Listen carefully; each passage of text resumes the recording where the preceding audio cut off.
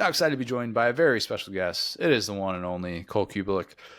Cole, let's start with the thing that everybody in college football is talking about. You played matchmaker on Saturday nights. Do we have a backstory on a certain Theo Vaughn and Mrs. Diego Pavia? I couldn't think of a proper way to refer to Diego Pavia's mom, but just how in the world did that come about? Because that's the most casual matchmaking I think I've ever seen done, especially on a college football sideline. Yeah, it was just honestly a regular conversation on the sideline. Walked past him a couple of times. We were able to sort of connect and talked about a couple of different things football related. And super cool guy, super nice guy. And it just kind of popped out. And once it did, I felt like it needed to be shared. So got it done. I was glad that it did. I don't know if you're going to be an officiant to their future wedding, but I would think you'd be leader in the pack in that. That'd be good, right? I would hope so. I don't know how I couldn't be. So seriously, how legit is Vandy? You've seen this team that's just looked so overmatched in the trenches at so many different points, and who they've been so far this year doesn't feel fluky. It shouldn't have surprised as many people as it has because of what they return in the trenches. But how legit is this team, and is it crazy to think that Vandy could be like 8-4? Oh, it's not crazy at all. Number one, stylistically, what they're going to give you in the type of game that you're going to get involved in, you can go ahead and cut your possessions in half. And there's just not a lot of teams that operate that way anymore that can play ball control, and they're going to limit your possessions, which if you fall behind a score or two, kind of like what Alabama did last year, now all of a sudden you put extra pressure on yourself. How do you manage that, handle that? They did go get a few new pieces on the offensive line. And I think for me, it's the biggest, most physical offensive line I've seen them have ever, really. Working with Jordan and him saying that he had 255-pound tackles when he was there. And it's not clean. It's not super technical. They're not the best offensive line in the league, but they don't mind fighting you and they don't mind getting after you, and they can get a push every now and then, and they like doing it. You go add a couple of pieces on the perimeter, one in Martell Height, who you bring over from defense. You go recruit a freshman from Tulsa, Oklahoma, specifically because he's got speed that you're going to start using laterally to make defenses defend you different ways. You add counter to your arsenal that you run a couple of different ways as well. And then that's sort of who you are. They were tough to defend anyway. So now they're taking a few more shots. They have a little more speed on the perimeter they can lean on, and they can push you on occasion. So, and the thing that I came away with, there was two things this weekend having them. One, the word confidence. They all use it. They all talk about it. It feels real. And even some referencing that last year felt like a little bit of false confidence with them. That's their own players saying that. And I came away just thinking they have an edge. Whatever that is, however that is, they play just a little bit different. Chip on your shoulder, point to prove, whatever you want to call it, they've got it. And that can get you a long way because that makes you want things more. And there's a part of that football team that feels like they want it. They're versatile on defense. They got different guys that can play in different places. They're going to show different looks. They're going to press you different ways. They tackle well. They're just a solid football team. How much of a chance? Real quick, Connor, the other thing is, this is how I described this game going in. Diego's going to give you 3 what the expletive plays a game. And good or bad. It can be what the yay or what the no. And they overcame a few of those in this game, which shows you really that they are better as a team. He had the one throw across his body, interception in the end zone. He had the option going to the right side where he tries to just push it. He's getting hit and the ball's on the ground. You can't do those things against Alabama. You can't do those things against some better teams that do have their starting quarterbacks. But the fact that he had 3 or 4 in this game and 2 of them went against them and they still won the way they did, that's pretty impressive to me. You've been talking about Auburn all week, I'm sure, with this reunion game for Jackson Arnold. And I do like, and I said this in our game preview, but I think it's a little bit more about Oklahoma and Brent Venables, specifically his future, as opposed to Jackson Arnold, who obviously would like to show his former program, hey, I've improved. Look at what happens when you put me in the right spots to succeed. But what sort of chance do you give Jackson Arnold and Auburn to be able to go into Norman and win this one? They have a chance. There's a path for sure, but a couple of things have to happen. Number one, Auburn's defensive line has to win, and probably has to win kind of big, because I would love to sit here and tell you need to hit John Mateer or disrupt John Mateer's timing. I don't think that matters. He doesn't care. He's going to spin around and fall to his right and fade away throw, and they're usually going to be complete. He'll get outside the pocket and break you down with his legs. But they need to disrupt any semblance of traditional run by this Oklahoma offensive line. And they didn't do that well against the counter with South Alabama, so I would expect they're going to see a heavy dose of that. They also need to not suffer devastating losses in coverage. And there's a chance that happens. They're just not great in coverage. I don't know another way to say it. And then you've got to run the football. And by doing that, I think the one thing that has to happen is Auburn has to take advantage of movement, because Oklahoma's going to move. They're going to twist, they're going to slant, they're going to stunt, they're going to replace. Auburn has to find, in my opinion, quick hitting runs that when somebody pinches down and somebody's looping around, number one, you have the wherewithal to climb and take that defender, but two, you're hitting it hard enough to where he can't replace in time, or that backer can't get through in time. That's where Auburn can find success in the run game. That'll make Oklahoma adjust. That'll give you some one-on-ones. And then the last thing is Jackson's going to have to hit some throws down the field, because I do think they'll get those matchups. I think they'll get them. He'll have opportunities there. This cannot be just a quarterback run-heavy plan. Can't be that. And he's going to have chances with one-on-ones. He's got to hit a few of them. His receivers got to help him out and go make some plays. I think Oklahoma is so interesting at this point of the year. It's been overlooked. They're starting a true freshman at left tackle and Mike Fasusi. Like, this is a fascinating matchup for him, for Mateer, and for all these different reasons. But I'm looking at that game that played out between Auburn and Baylor. And if I'm Ben Arbuckle, I'm sitting there going, I watched what Michael Trigg did to this team in the middle of the field, especially, and I'm working middle of the field. I'm finding John Mateer. I'm making sure that he knows middle of the field. That's where we're going to have our mismatches. And you're right. He's been able to kind of get out of everything. But is there a way that you can fluster him at this point if you're DJ Durkin in that defense? Because so far it's been darn near impossible for really good, respected minds to try and get to that guy.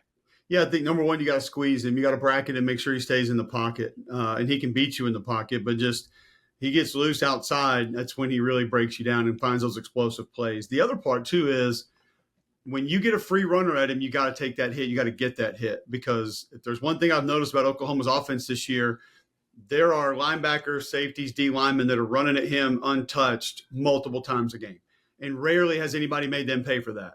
You got to get those hits in. You got to make those hits count. You got to make him feel those. So then he's thinking about those, and hopefully you can get off his timing a little bit. But like you mentioned, in the middle of the field, like Canic's been amazing this year. And I would imagine they're going to try to work him there, find some things down the seam, just like they did against Michigan. He had the one-handed catch. So all those are going to be a challenge. They run some of those same formations, trips into the boundary, with the Canic can be one over there. And like, that's what Auburn struggled with. So I think DJ will probably play it a little bit different than he did. I think some of that was game circumstance late against Baylor of, we're going to let you have all this stuff underneath. But, you can't be having a field safety have to come over and be your middle defender there when you know what Trigg's already done. It's just too much ground to cover. So, yeah, it could be a problem. And I'll be interested to see what DJ wants to do to try to take it away. Is there one area specifically that you look at with Jackson Arnold? And I realize it's 3 games, 2 of which are against teams that they're not going to define his legacy and what ultimately becomes of this at Auburn. But is there one specific area that you see with his game that you say that's noticeably different than the guy that we saw at Oklahoma last year? Yeah, letting go of the football. I mean, it's plain and simple. Like, he lets go of the ball. And there was moment after moment after moment after moment last year that he couldn't do that. And you would see it on film. You'd see the hitch, and he wanted to, and he thought about it and just couldn't do it. And missed a lot of opportunities, missed a lot of open receivers, missed a lot of green grass by just not being able to let go of it. And I get it.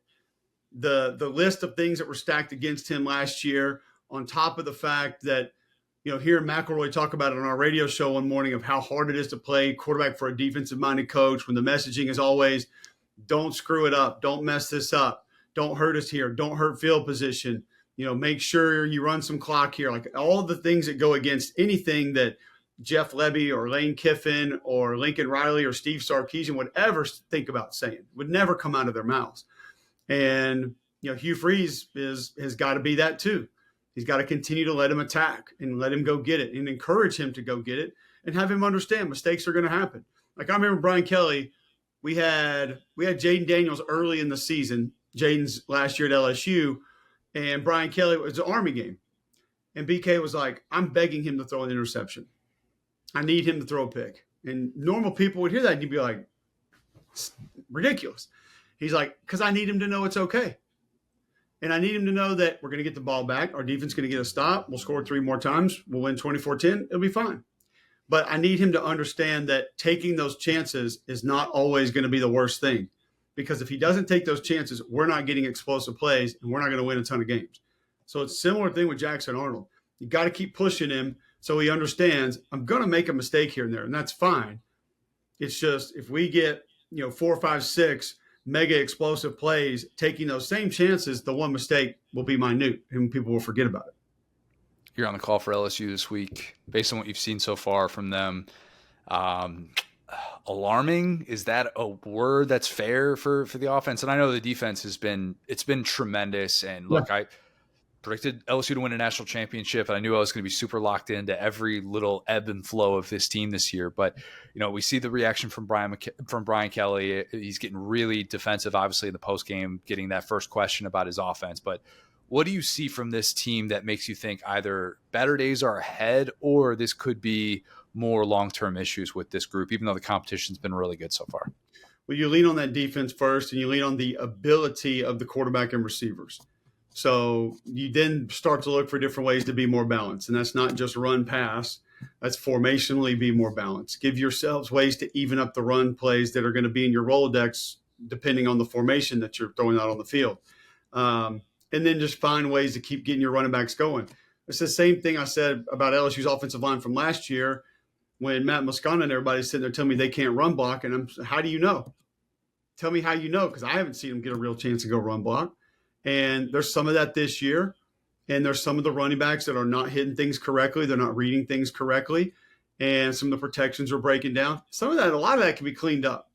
A good portion of that can be cleaned up, and you can improve upon that. What you can't improve upon is your quarterback still making that 1 or 2 bonehead decisions a game and throwing it to the other team, and your offensive coordinator not allowing you to get a real run game going.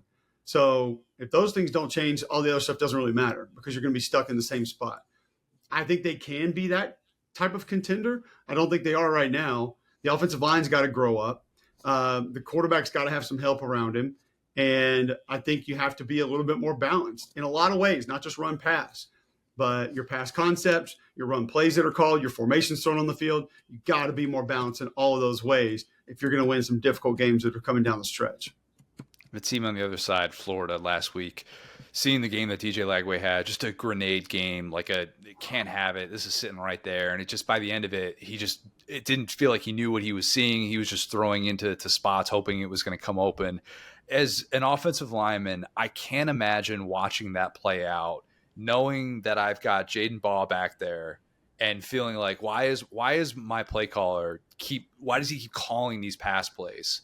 Like, how frustrating do you think that is for an offensive line that was for an offensive line that was really decorated coming into the season? Feels like it has a good tailback, but is watching the offense play out the way that it has so far. They have a great tailback and a talented offensive line. There have been times in almost every game this season I've wondered why not more Jaden Ball or Jacoby Jackson. Like they're both talented and both can get it. And you just don't get that. You go back and watch DJ Lagway's feet in that game. I came out of watching the film thinking there was something wrong with him because it looked like he was protecting his lower body. Talking to some of the people that were around it that week, they said, no, it's not the case. And you just wonder, like, what was going on then? Blake Baker's going to disguise coverages. He's going to make it difficult to read. He's going to force you into some mistakes, but it was consistent through the majority of that game. I thought there were some layups that he didn't take as well. And that you don't know where that's coming from. You don't know where that is in the progression. You don't know where that is in the option of being able to throw it. But it's like we got a slot receiver with coverage 15 yards off the ball from him. Turn it and throw it and let him go make a play. You have playmakers. So there are a lot of things that are questionable with what's going on right now. I'm impressed that the majority of them that are still playing hard are still playing hard. I mean, that tells you a little bit about Billy and his staff because that happened last year too. But we are creeping up on this point of no return when no matter what Scott Strickland says or no matter what the fans think or no matter what boosters say, you know it's coming. And you're just wondering every week why we're waiting.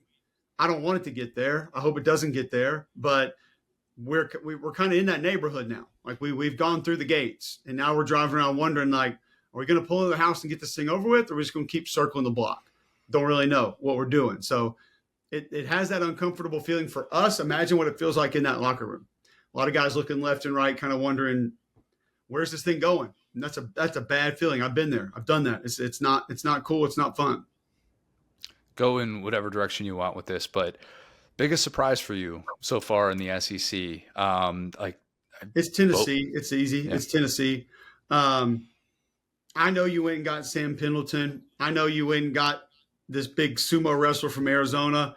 And I watched their film and I thought they were pretty good, but I didn't expect Miles Kitselman to be better blocking than he was a year ago. In that tight end group to be as physical as they are. We thought the D-line would take a more significant drop off. It really hasn't. And then the main reason why, Connor, is like Joey's done some stuff that's really cool that you're watching. You're like, man, he's operating the offense. Like he's not just going out there throwing passes. He understands ball velocity and ball tempo. And like you give Joey Halsey a lot of credit for that. You give the head coach a lot of credit for that, to be able to help him maneuver that. A lot of people thought his accuracy on the intermediate stuff would not let him ultimately be successful in that offense. Austin Price, I'll give him credit, made a great point on our show before the season started when we were talking about Dylan Sampson being gone. He's like, I thought that too. And I went back and looked at all these running backs under Josh, and they all ran for 1,000 yards. And I went back and looked at it, and I'm like, maybe that won't be that big a deal. But Dylan Sampson was great. And, you know, you lose John Henderson, you lose Javonte Spraggins, you lose Cooper Mays, who everyone for the last 2 years has said he's the one guy we can't lose. We don't have anything else like him. And that's people in that building saying that. So, yeah, I thought the O-line was going to take a step back. And you turn them on against Syracuse, and they're busting people up and down the field. And this is going to make people mad, so I'm just going to say it, you know, and like y'all are going to misconstrue it, and that's fine. If you really hear what I'm saying instead of just listen to the words and get pissed, like it's not putting anyone down. Okay, so this is the part that we'll clip then from this point forward. We'll just get rid of all that. We'll put this on this social, one forward. yeah. When I turned the film off of that game Sunday afternoon, first off, it was one of the few games that I've watched this year that I've said that I've really been bummed that I didn't get to watch it live. It's because of how it appeared when I watched it. And when I turned it off, I said to myself, that's as close as Tennessee has been to physically evening up the matchup with Georgia since I can remember. Like maybe the Fulmer era. And I'm not being sarcastic. There were blows traded in this game. Massive hits when Tennessee had the ball, when they were on defense, by Georgia's offense, by Tennessee's offense, by Georgia's defense, by Tennessee's defense. I mean, they traded paint in this game. Guys knocking each other on their asses. It was fun to watch. And I left it sitting there saying, that has been the glaring problem for years. I mean, whatever it was 3 years ago in Athens, when it was raining that day, hell, they played 4 in the box the entire game. And Tennessee couldn't move the ball on the ground. Like, didn't have a chance to move it. And I'm watching this one like, these guys, this is like watching, you know, Klitschko Tyson, and they're both in their primes going at it, just pounding each other into submission. It was fun.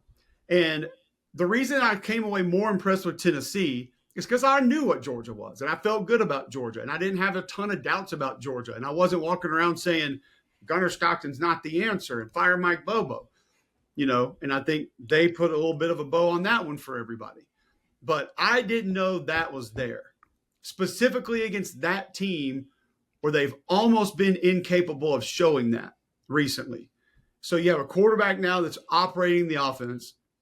You have both lines of scrimmage that can be really close to, if not just even going toe-to-toe with Georgia physically. And Georgia's one of our standards physically. They are. They just are. So, yeah, it's absolutely Tennessee at this point in the year, and I don't even really think it's close. In your defense, I was doing one of these. It was the best things about every program in the SEC, and I got to Tennessee's offense. I was like, who is the best player on Tennessee's offense coming into this year? And I settled on Kitselman. And that was he might be the most important. Yeah. You know, yeah, he's kind of like a Joshua Simon for South Carolina last year. Right. Like, nobody talks about him, but it's like 3rd and 6. Who gets the out route? Joshua Simon. Red zone. Who's going to get the ball? Joshua Simon. Like, Kitselman's just really important to what they do. And from what I have been told and being around him a little bit and talking to his dad some, Like, I think he's probably more that guy in the locker room than maybe anybody they have. So he's more important there than maybe he is on the field. So I don't know, I wouldn't push back on it. Now, people would say, when you say best, people, you automatically go NFL draft and, John Mackey Award and all this other stuff. It's like he's not in any of that. But if you're talking like most important player on the team, he's absolutely in the mix for that. It's just like Parker Brailsford. He is the best and the most important player on Alabama's team right now. And that's probably because their most talented player has missed a couple games. So there you go. Counterpoint, Jeremy Bernard for He's Alabama. He's absolutely up there. And he's another one that off the field is just as important as he is on the field. When I hear Kalen DeBoer say that guy should have been a captain, but mentally he's so far removed from caring about that we decided to give that to somebody else because he's going to handle himself as a captain anyway. I'm good on that guy. We're good on Jeremy Bernard. Last one for you. Let's do a way too early. You don't have to give a prediction yet. I trust that you'll have plenty of that leading up to the game. But Bama, Georgia, a huge, huge showdown. Yeah. Has Bama fixed enough to make you think they can go into that building and beat that Georgia team? That they can? Hell yes. Will they is a different conversation, but absolutely can. That's to be seen. It's not a no. The one thing that Alabama has kind of lacked this year in the Florida State game, okay, we should be getting to the point of people being okay with saying that was a one-off now. But you still have those folks that were like, yeah, it ain't going to matter till Georgia. Okay. But they don't have a lot of twitchy, quick, fast, bendy edge rushers. The Georgia tackles have problems right now. Yep. They circumvented it against Tennessee because Gunner got the ball out before they got to him most of the time, but it's an issue. Now they have tight ends that can cover that up. They have backs that can be physical and help with that. You have a mobile quarterback that can also help with that. But that's an area that I think you really need to be able to cause problems for them, and I don't know if Alabama can do that. Now, having said that, I don't think Georgia can push that D-line around, and I think Alabama's pretty good in coverage. And we've seen now a couple of flaws from Georgia in coverage, but I think Georgia might have a couple of those guys that can be problematic up front. If it's 3rd and 10, I can give you 2-3 guys that if they're on Caden Proctor one-on-one, I would be concerned. If they're on the right tackle, whoever it is one-on-one, I'd probably be concerned. I think the weapons are about even. I think the quarterback play is about even. I think Ty Simpson's been a lot better than a lot of other people think he has this year. Decision-making, understanding when and where to go with the ball, delivering different ball velocity, tempo, different types of throws he can make. I think it's going to be a hell of a game. I think it's a pretty even matched game, and the defenses will decide it. The defense that makes the most plays in that game will decide it. You get a pick, you get a sack, you get a strip. One of those two defenses is going to have to make some plays. And I'm not talking, they hit him hard or tackle a guy on 3rd and 4 for a 3-yard loss. Like, I'm talking a pick six. I'm talking about a strip sack that goes back for a touchdown. There's going to be a big play defensively that decides that game, in my opinion. Cole, you're the best. Hopefully you get a little one-on-one with Shaq Saturday night in Baton Rouge. Is that going down? You'll find him if he's there. It's an in-state rivalry game, so I'm sure the celebrities will be out. Very, very true. Appreciate it, man. Thanks.